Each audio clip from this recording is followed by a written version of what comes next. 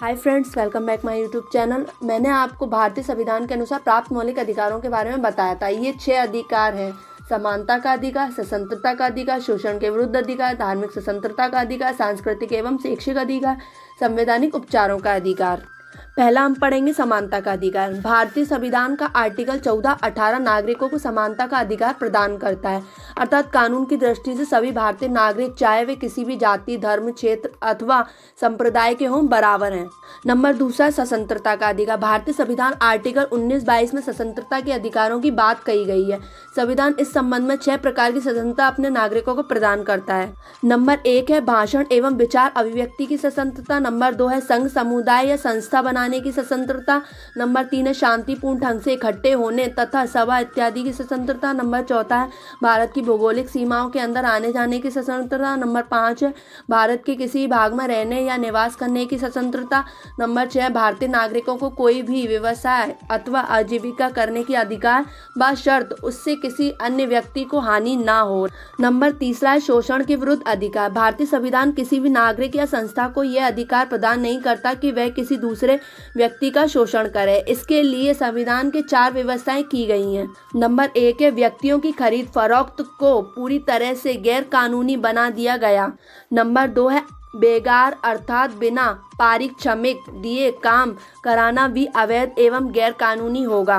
Number 3 है 14 वर्ष से कम उम्र के बच्चों को किसी कारखाने, खान अथवा खतरनाक काम में नहीं लगाना चाहिए। नंबर 4 है स्त्री और पुरुषों का समान वेतन तथा कार्य सुविधाएं प्रदान की जाएं।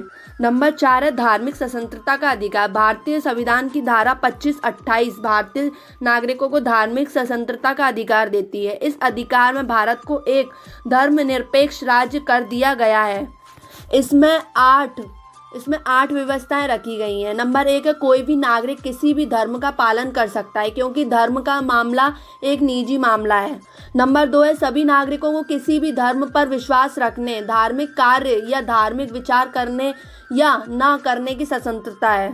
नंबर 3 है प्रत्येक धर्म के अनुयायी अपनी धार्मिक मान्यताओं के अनुसार वेशभूषा पहन सकते हैं। नंबर 4 है किसी भी सरकारी स्कूल में धार्मिक शिक्षा नहीं दी जा सकती है।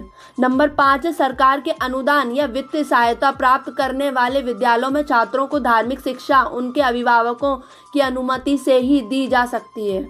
नंबर 6 केंद्र सरकार या राज्य सरकारें किसी धर्म विशेष के प्रचार प्रसार के लिए किसी भी संस्था को अनुदान या स्पष्ट निर्देश नहीं दे सकती है।